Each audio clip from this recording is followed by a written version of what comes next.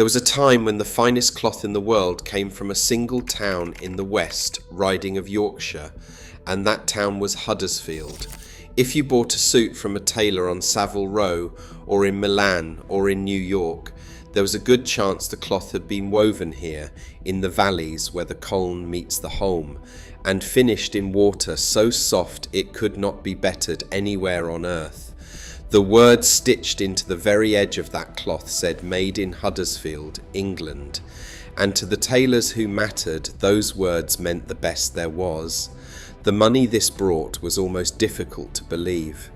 The mill owners built mansions on the hillsides and palaces in the town. It was said that for its size, Huddersfield ran more Rolls-Royce motor cars than anywhere else in England. And in 1920, at the very height of its confidence, the town did something almost no other town in Britain has ever done. It bought itself. The whole centre, the ground beneath the shops and the mills and the Grandstone station, purchased outright for £1.3 million. A town does not buy itself unless it believes it will be rich forever. Within 2 generations, the looms had fallen silent. Street after street of the great mills stood dark and derelict, their windows broken, their chimneys cold. The trade that had paid for every grand stone in the town all but died, and of the dozens of famous firms that had once clothed kings, only a handful were left. How does the richest cloth town on earth lose the one thing it was built on? Every town has a reason it exists where it does. For Huddersfield, the reason was water. The streams that run down off the Pennine Hills, off the dark millstone grit, are unusually soft. They carry almost none of the lime that hardens water elsewhere, and that single quality made them perfect for washing and finishing raw wool. The people who settled these valleys discovered it early. For centuries they spun and wove in their own cottages on the hillsides, small farmers eking out thin harvests with cloth, and they carried the finished pieces down to the churchyard in the centre of town to sell them across the gravestones on a Tuesday morning. It was an undignified way to trade the makings of a fortune, so in 1766 the landlord of the town, Sir John Ramsden, the 3rd Baronet, decided to put a roof over it. He built the Cloth Hall, a great oval of red brick on a rise off Westgate, and from that moment the trade had a home of its own. The firms that would one day carry the name of Huddersfield around the world were born inside its walls. The Cloth Hall was built of brick because the town's own gritstone, fine as it was for solid walls, was thought too coarse for the showpiece of the trade. The brick had to be brought in. Even at the very beginning, Huddersfield reached for the best. The Industrial Revolution moved the work out of the cottages and down into the valley bottoms, into the long stone mills that still line the rivers today. Steam replaced water power. The hand loom gave way to the power loom, and the town grew fast and grew rich, and it grew angry too. These were the valleys where the Luddites smashed the new machines in the dark, men who could see their livelihoods vanishing into the sheds. The mills won. They always did. When the railway came in the 1840s, the great companies very nearly left Huddersfield off the map. At a meeting to settle the route, one railway manager is said to have declared the town not worth stopping the engine for. The town's answer to that insult still stands. Between 1846 and 1850, the architect James Pigott Pritchett and the builder Joseph Kay raised a railway station, the like of which existed almost nowhere else in England. A long, calm, neoclassical front, with a portico of 6 Corinthian columns, more like the face of a great country house than a place to catch a train. The poet John Betjeman would later call it the most splendid station facade in England. On the day they laid its foundation stone, in the autumn of 1846, the town declared a public holiday, and the church bells rang from morning until night. The station faced a new square, St. George's Square, the planned heart of a Victorian new town. Beside it rose the George Hotel, and in time the great civic buildings, and all of it was paid for by cloth. By the early years of the 20th century, Huddersfield had found the one thing it did better than anywhere else on earth. That thing was fine worsted. Where the early years had made heavy, hard-wearing woolens, the town now turned to smooth, light, beautifully finished suiting cloth, the kind a tailor dreams of cutting. By 1911, around 22,000 people in the town worked in textiles, and the cloth they made went everywhere the rich and the powerful dressed. The firms became dynasties. Martin Sons and Company wove at Wellington Mills in Lindley, a site that sprawled across 42 acres and employed something close to 1,750 people, the single largest employer in the town. In 1907, Martin Sons invented and registered a cloth called fresco, an open, high-twist worsted that breathed in the heat, and it is still woven to the same recipe more than 100 years later. A few miles away, Leroyd Brothers wove at Trafalgar Mills on Leeds Road. Their cloth won gold medals in California in 1959, and in 1963 they wove cloth from what was then the most costly bale of wool ever sold anywhere in the world. You could read the money in the stone.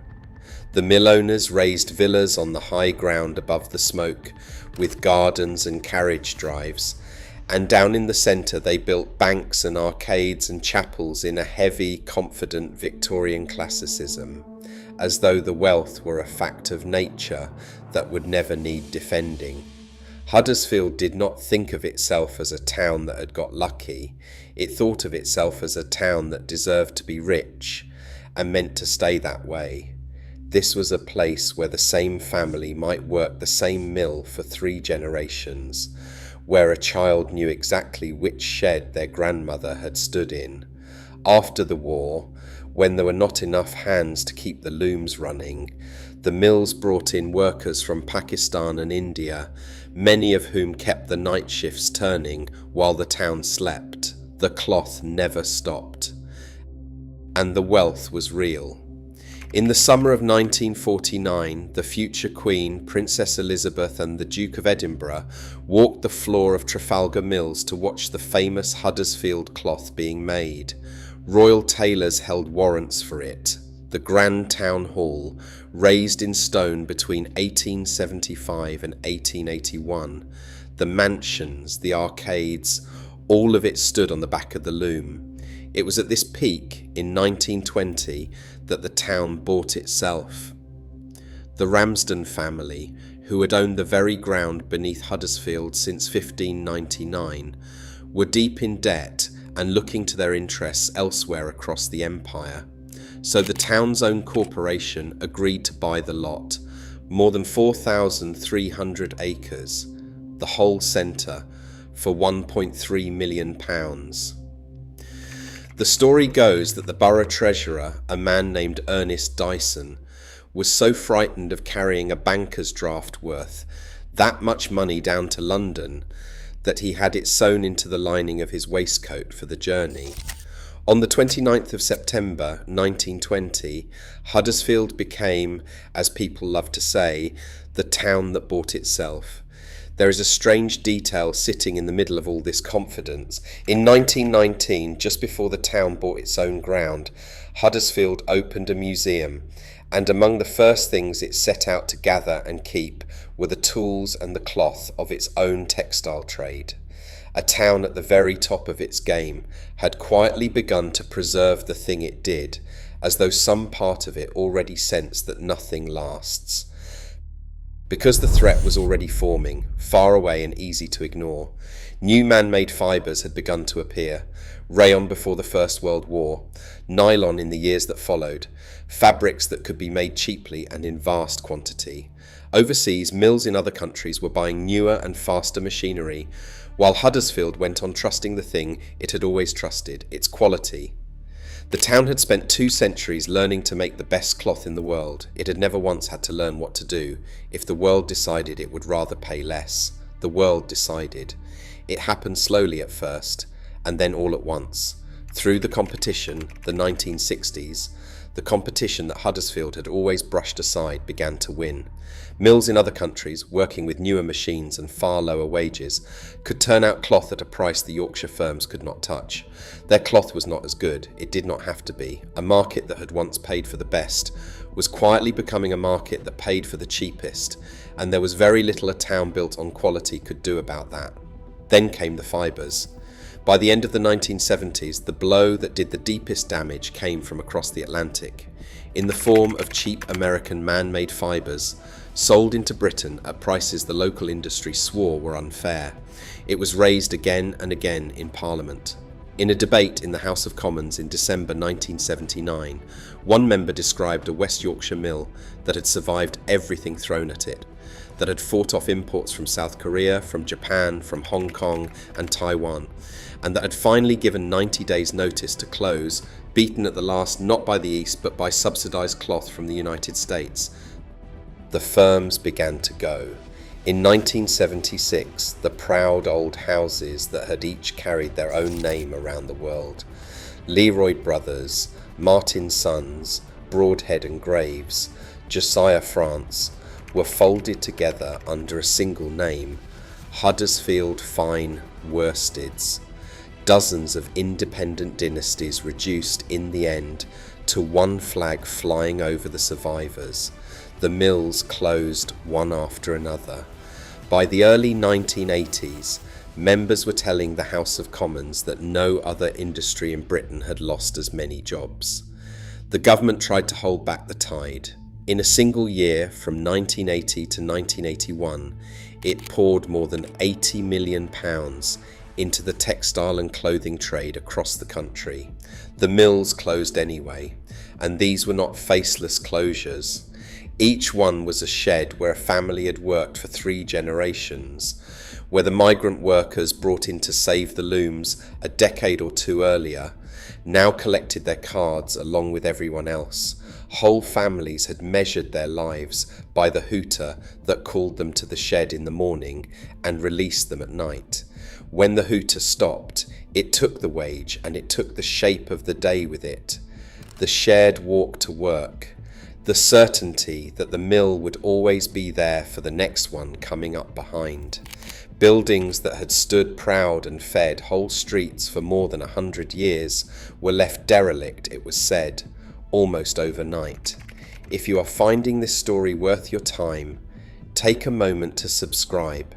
This channel walks through the rise and fall of Britain's great industrial towns every week, the places that built the modern world and were then left behind by it.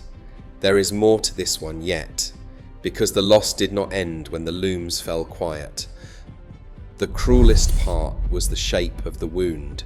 The very thing Huddersfield was best at in all the world, fine, slow, costly worsted, was the thing the market had stopped wanting. Years later, one of the few manufacturers left would put it with brutal simplicity. If he wanted 1,000,000 miles of ordinary cloth, he said, he would go to China, India or Egypt. What Huddersfield made could not easily be copied, and almost nobody was left to make it. The town's mastery had become a niche.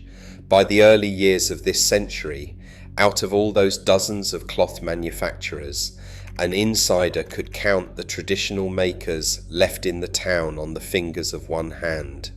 A visitor walking the valley roads in those years would have passed mill after mill standing dark, the great windows broken, the chimneys cold for the first time since they were built. The machinery was sold for scrap or shipped abroad to do the work somewhere cheaper. The water still ran soft off the hills, exactly as it always had. There was simply less and less left to use it. What was left was a strange kind of quiet. A town that had defined itself by one trade for 200 years now had to work out what it actually was. The skills went first. because skills cannot sit idle. The men and women who knew how to mend a fine, worsted by hand, who could feel a fault in the cloth through their fingertips, grew old, and there was no longer a trade for their children to learn it from. A surviving manufacturer would later warn that the town risked raising a generation with every qualification except the one that had made it famous. And yet the trade did not vanish completely. A handful of firms survived by climbing, deliberately, towards the very top of the market, to the one place the cheap cloth could not follow. Huddersfield Fine Worsted still holds a royal warrant. Dugdale Brothers still trades from its Victorian headquarters, a building known simply as the Towers. The great finishers, firms like W.T. Johnson, still treat cloth in the soft local water for the most exclusive tailors in the world. There is a quiet, bitter logic to their survival. The fine worsted woven in and around Huddersfield today reaches Savile Row and the great design houses precisely because almost everything else closed. Scarcity became the last thing the town had left to sell. The closing of the mills was the first wound. What came after was slower and in some ways harder to forgive because it was a matter of choice. This was not the first time the town had let a piece of itself go. Back in 1930, while Huddersfield was still wealthy, the council had pulled down the cloth hall itself, the great red oval where the whole trade had been born. It had become redundant. The firms now sold from their own mill offices and no longer needed it. When the demolition men moved in, they disturbed an enormous nest of rats, described by those who saw them as being almost the size of small dogs, which scattered out into the surrounding streets. The clock and the cupola were carted off to a park on the edge of town, where they still stand today, the last fragment of the building where the fortune had begun. Then, in the 1970s, just as the mills were emptying, the planners arrived to finish the reshaping. An inner ring road was driven through the town, linking it to the new motorway. The old covered market, the Shambles, was swept away for a new market hall and a concrete shopping precinct. The cinema that had been built on the cleared site of the cloth hall was itself knocked down in 1984 and a supermarket put up in its place. Piece by piece, the human-scaled Victorian centre was rebuilt around the car and the chain store. The deepest symbol of the decline was the George Hotel. This was the building where, in 1895, Rugby League was founded, where 21 clubs broke away from the established game to make a new one of their own. It is one of the most important buildings in the sporting history of the country, and for years it sat closed and slowly decaying, its grand front quietly failing, in the very middle of the town it had once helped to define. Because of what the town had done in 1920, Huddersfield still owned the freehold of much of its own centre. The streets where its history stood empty and rotting were, in the end, its own. The town that had bought itself was left to watch itself decay on its own land. That is not where the story ends, though. A town does not simply lie down. The empty mills were too solid and too handsome to leave standing dark forever. One by one they have been finding new lives. Titanic Mills, out at Linthwaite, is now a spa and apartments. Globe Mill at Slaithwaite holds small businesses. Acre Mills at Lindley, once full of looms, is now part of the local hospital. An old ironworks that burned and then stood derelict for decades is now luxury flats. Where the cloth went out, people are slowly moving back in. In the heart of the town, the great stone station that the railway companies once thought Huddersfield unworthy of has been scrubbed clean of its industrial soot, has won a European prize for its architecture, and is even now, in the middle of a rebuilding worth tens of millions of pounds. The George Hotel, the cradle of rugby league, has been bought by the council and is being brought slowly back to life as a modern hotel, a project that has run to some £30 million and is due to reopen in the middle of this decade. Around it, a vast scheme the council calls the Cultural Heart is rising on the very site of that 1970s precinct: a new library, a museum, a gallery and an urban park, paid for with hundreds of millions of pounds the town does not really have. The town that once bought itself outright, in cash, with the money sewn into a treasurer's waistcoat, now has to borrow heavily to rebuild itself, and there are warnings that the borrowing may in the end be more than it can carry. And a few miles out, in a small number of mills that never quite stopped, the soft water still runs, and the finest worsted in the world is still being woven, for the same Savile Row tailors it always served, on a fraction of the scale it once knew. If you stand in that park on the edge of town, you can still see it. The clock and the cupola of the cloth hall saved from the rubble, kept like a relic beside a museum. A few hundred yards away, the old mills stand dark against the hills. It is almost all that is left of the trading house where the fortune began, in a town that once made the best cloth on earth, and was slowly, quietly, left behind by a world that had decided it wanted something cheaper.